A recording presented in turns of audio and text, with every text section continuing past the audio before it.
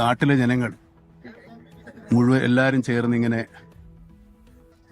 നിരാശ്രയരായ ഇങ്ങനെ ഒരു ലാഭത്ത് സംഭവിച്ച ആളുകൾക്ക് വേണ്ടി സംഭാവന ചെയ്തുണ്ടാക്കി ഇത് ജനങ്ങളുടേതാണ്.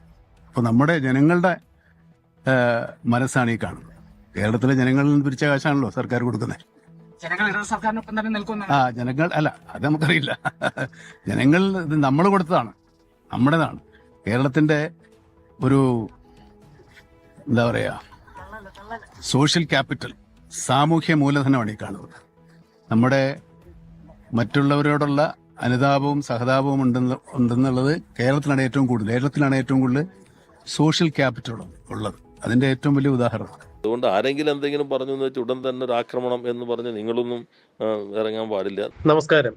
എന്റെ പൊന്നും കുരിശു മുത്തപ്പോ, ഇവന്മാർ ഒരിക്കലും ഒരു നാളും സത്യം പറയില്ല. അരി എത്രയെന്ന് ചോദിച്ചാൽ പയർ അഞ്ഞാഴി എന്ന് പറയാൻ തുടങ്ങിയിട്ട് വർഷം 10 പറഞ്ഞു വരുന്നത് കേരളത്തിലെ മന്ത്രിമാരെ കുറിച്ചും ഇടതുപക്ഷ ജനാധിപത്യ മുന്നണിയുടെ നേതാക്കളെ കുറിച്ചും തന്നെയാണ്. ഈ കഴിഞ്ഞ ദിവസം വയനാടിൽ ദുരന്തബാധിതർക്ക് വേണ്ടി സർക്കാരിന്റെ ആഭിമുഖ്യത്തിൽ ജനങ്ങൾ നൽകിയ 773 കോടി രൂപ മുടക്കിക്കൊണ്ട് ഒരു ടൗൺഷിപ്പ് തീർത്തു കൊടുക്കുകയുണ്ടായി. ഈ ടൗൺഷിപ്പ് സന്ദർശിക്കുന്നതിന് വേണ്ടി മലയാളത്തിന്റെ മഹാനടനായ മമ്മൂട്ടി ആളും ആരവവും ഒന്നുമില്ലാതെ, മാധ്യമങ്ങളെ പോലും അറിയിക്കാതെ ഒരു സ്വകാര്യ സന്ദർശനം നടത്തുന്ന പോലെ തന്നെയാണ് മഹാനായ നടൻ മമ്മൂട്ടി ടൗൺഷിപ്പ് സന്ദർശിക്കുവാൻ വേണ്ടി വയനാട്ടിലെത്തിയത്. വയനാട്ടിലെത്തിയ മമ്മൂട്ടിയെ കണ്ടപ്പോൾ അക്ഷരാർത്ഥത്തിൽ ടൗൺഷിപ്പ് നിവാസികൾ എല്ലാവരും കോരിത്തരിക്കുകയുണ്ടായി, ഞെട്ടിത്തരിക്കുകയുണ്ടായി. തങ്ങൾ സ്ക്രീനിൽ മാത്രം കണ്ട് ശീലിച്ച, കൈയടിച്ച, ആസ്വദിച്ച ആ മഹാനടൻ തങ്ങളെ കാണുവാൻ വേണ്ടി തങ്ങളുടെ ജീവിത സൗകര്യങ്ങൾ നേരിട്ട് കണ്ട് മനസ്സിലാക്കുന്നതിന് വേണ്ടി ടൗൺഷിപ്പിലേക്ക് എത്തിയിരിക്കുന്നു എന്നുള്ളത് അവരെ സംബന്ധിച്ചിടത്തോളം വലിയ കാര്യമായിരുന്നു. എന്നാൽ ഇത് മുതലെടുക്കുക എന്നുള്ള ഉദ്ദേശത്തോടു കൂടിയാണോ എന്നറിയില്ല, വയനാടിന്റെ CPM ജില്ലാ സെക്രട്ടറിയായ റഫീഖ് എപ്പോഴും മമ്മൂട്ടിയുടെ കൂടെ തന്നെ ഉണ്ടായിരുന്നു. ജനങ്ങളിൽ നിന്നും തിരക്കുകൾ ഉണ്ടായപ്പോൾ അവരെ മാറി നിൽക്കുവാൻ വേണ്ടി മമ്മൂട്ടി അങ്ങോട്ട് പോകുമ്പോഴും ഇങ്ങോട്ട് പോകുമ്പോഴുമെല്ലാം റഫീഖ് മമ്മൂട്ടിയോട് തൊട്ടു ചേർന്ന് തന്നെ നിൽക്കുന്നുണ്ടായിരുന്നു. ഇത് മമ്മൂട്ടിക്ക് അസ്വാരസ്യമുണ്ടാക്കി. താൻ ആരുടെയും നിർദ്ദേശപ്രകാരമല്ല ഇവിടെ വന്നിരിക്കുന്നത്, തന്റെ സ്വകാര്യ സന്ദർശനമാണ്, മാധ്യമങ്ങളെ പോലും ഒഴിവാക്കിക്കൊണ്ടാണ് മമ്മൂട്ടി അങ്ങോട്ടേക്ക് എത്തിയത്. ആ സന്ദർഭത്തിലാണ് ഇതൊരു CPMന്റെ പരിപാടി എന്ന രീതിയിൽ, CPMന്റെ പ്രൊമോഷൻ പരിപാടി എന്ന രീതിയിൽ റഫീഖ് മുതലായ ചില ആളുകൾ, അതായത് CPMന്റെ ജില്ലാ സെക്രട്ടറിയായ റഫീഖും DYFI നേതാക്കളും കൂടി മമ്മൂട്ടിയെ ആനയിച്ചു കൊണ്ടുപോകുന്ന ഒരു രീതി ഉണ്ടായത്. നോക്കുന്നിടത്തെല്ലാം ഈ DYFI നേതാക്കളും ജില്ലാ സെക്രട്ടറി റഫീഖും മമ്മൂട്ടിയോടൊപ്പം ചേർന്ന് നിൽക്കുന്ന ഒരു അവസ്ഥ വന്നപ്പോൾ ഇവർ പറഞ്ഞിട്ടാണ് മമ്മൂട്ടി നാട്ടിലേക്ക് എത്തിയത് എന്നൊരു പ്രതീതി ജനങ്ങൾക്ക് ഉണ്ടാകും എന്ന് മനസ്സിലാക്കിയ മമ്മൂട്ടി തന്റെ സ്വകാര്യ സന്ദർശനത്തിന് ഇത് വലിയ പ്രശ്നം സൃഷ്ടിക്കും എന്ന് മനസ്സിലാക്കിയപ്പോൾ ജില്ലാ സെക്രട്ടറിയായ റഫീഖിനോട് പതിഞ്ഞ സ്വരത്തിൽ തന്നെ പറയുകയായിരുന്നു, നിങ്ങൾ കുറച്ച് അങ്ങോട്ട് നീങ്ങി നിൽക്കൂ, അല്ലെങ്കിൽ നിങ്ങൾ വിളിച്ചിട്ടാണ് ഞാനിവിടെ വന്നത് എന്ന് ജനങ്ങൾ തെറ്റിദ്ധരിക്കും എന്നുള്ളത്. ഇത് CPMന്റെ സൈബർ ഹാൻഡിലുകൾ വലിയ ഒച്ചപ്പാടുണ്ടാക്കി. മമ്മൂട്ടി അയിത്തം കൽപ്പിച്ചു ജില്ലാ സെക്രട്ടറിയെ മാറ്റി നിർത്തി. മമ്മൂട്ടിക്ക് മുകളിൽ തന്നെയാണ് ജില്ലാ സെക്രട്ടറി. പാർട്ടിയുടെ ജില്ലാ സെക്രട്ടറിയോട് മാറി നിൽക്കാൻ പറയാൻ മമ്മൂട്ടി ആരാണ് എന്നൊക്കെ തരത്തിൽ CPMന്റെ സൈബർ വിങ്ങുകളിലും പോരാളി ഷാജിമാരുമെല്ലാം മമ്മൂട്ടിക്കെതിരെ പൊങ്കാല ഇട്ടുകൊണ്ടിരിക്കുന്ന കാഴ്ചയാണ് നമ്മൾ കണ്ടത്. മമ്മൂട്ടിക്ക് കുറച്ചുകൂടി പക്വതയോടുകൂടി വേണമെന്നുണ്ടെങ്കിൽ അവിടെ പെരുമാറാമായിരുന്നു. തന്റെ സ്വകാര്യ സന്ദർശനമാണ്, അതുകൊണ്ട് നിങ്ങൾ ഒരു കാര്യം ചെയ്യൂ, നിങ്ങൾ കുറച്ച് പുറകോട്ട് നിൽക്കൂ, അല്ലെങ്കിൽ ഇത് CPMന്റെ അല്ലെങ്കിൽ നിങ്ങളുടെ പരിപാടിക്ക് വേണ്ടി നിങ്ങൾ വിളിച്ചിട്ട് ഞാൻ വന്നതാണ് എന്ന് ജനങ്ങൾ തെറ്റിദ്ധരിക്കും, അതുകൊണ്ട് നിങ്ങളൊന്ന് കുറച്ച് മാറി നിൽക്കൂ എന്ന് വേണമെന്നുണ്ടെങ്കിൽ മമ്മൂട്ടിക്ക് കുറച്ചുകൂടി പതിഞ്ഞ ശബ്ദത്തിൽ റഫീഖിനോട് പറയാമായിരുന്നു. അത് മമ്മൂട്ടിയുടെ ഭാഗത്തു നിന്നുണ്ടായ പക്വതക്കുറവ് തന്നെയാണ്.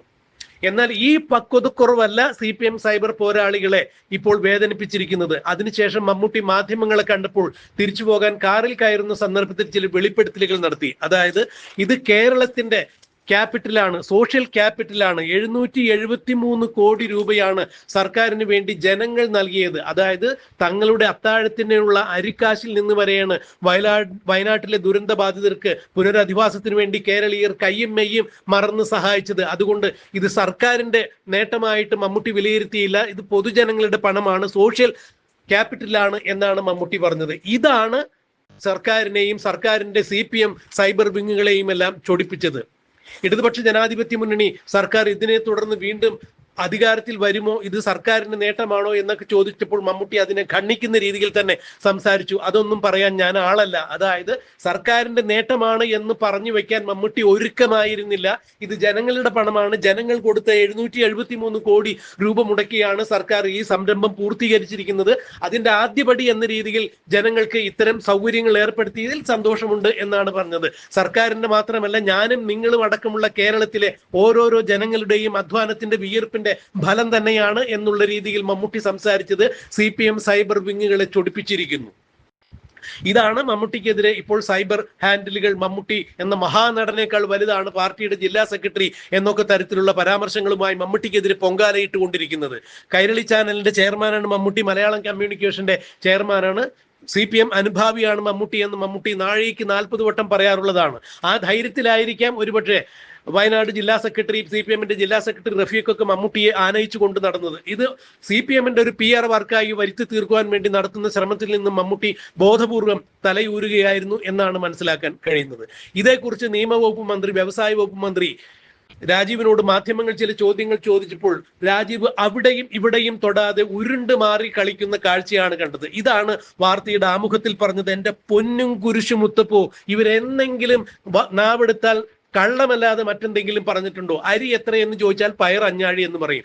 മമ്മൂട്ടിക്കെതിരെ ഉണ്ടായ സൈബർ ആക്രമണത്തെ കുറിച്ച് മാധ്യമങ്ങൾ ചോദിച്ചപ്പോൾ മഹാനടനായ മമ്മൂട്ടി തന്റെ തിരക്കുകൾക്കിടയിലും ടൗൺഷിപ്പ് കാണാൻ വന്നത് സർക്കാരിന്റെ നേട്ടം കണ്ട് മനസ്സിലാക്കാൻ വേണ്ടിയാണ്, സർക്കാരിനുള്ള അംഗീകാരമാണ് എന്ന് പറയുമ്പോൾ സൈബർ വിങ്ങുകൾ മമ്മൂട്ടിക്കെതിരെ ആക്രോശം നടത്തിയത്, ആരോപണം നടത്തിയത്, ആക്രമണം നടത്തിയത് ശരിയാണോ ഇല്ലയോ എന്ന് പറയാതെ രാജീവ് വളരെ തന്ത്രപൂർവ്വം ഒഴിഞ്ഞു മാറുന്ന കാഴ്ചയാണ് കണ്ടത്. മമ്മൂട്ടിക്കെതിരെ CPM സൈബർ ഹാൻഡിലുകൾ നടത്തിയ ആരോപണങ്ങൾ തെറ്റായി എന്ന് രാജീവ് ഒരു വാക്ക് പറഞ്ഞാൽ അടുത്ത നിയമസഭാ തെരഞ്ഞെടുപ്പിൽ രാജീവ് പിന്നെ നിയമസഭയിൽ എത്തില്ല എന്ന് രാജീവിന് അറിയാം. അതുകൊണ്ട് സത്യം പറയാൻ രാജീവിന് കഴിയില്ല. അതുകൊണ്ടാണ് എന്റെ പൊന്നും കുരിശു മുത്തപ്പോ, ഇവരെന്തെങ്കിലും സത്യം പറയുമോ ഇനി എന്നുള്ളത് നമുക്കറിയില്ല. എന്തായാലും രാജീവിന്റെ ഈ ഉരുണ്ട് കളി കേരളത്തിലെ ജനത കണ്ടറിഞ്ഞു കഴിഞ്ഞു. മമ്മൂട്ടി എന്തായാലും CPM അനുഭാവിയായിരിക്കാം, കൈരളി ചാനലിന്റെ ചെയർമാനൊക്കെ തന്നെയാണ്. എന്നാൽ അദ്ദേഹം സത്യം പറഞ്ഞിരിക്കുന്നു. കേരളത്തിലെ ജനങ്ങൾ കൊടുത്ത പണം കൊണ്ടാണ്, ജനങ്ങളുടെ ക്യാപിറ്റൽ കൊണ്ടാണ് ഈ വയനാടിൽ ടൗൺഷിപ്പ് തീർത്തിരിക്കുന്നത്. 773 കോടി രൂപ കൊടുത്തതിൽ നിന്ന്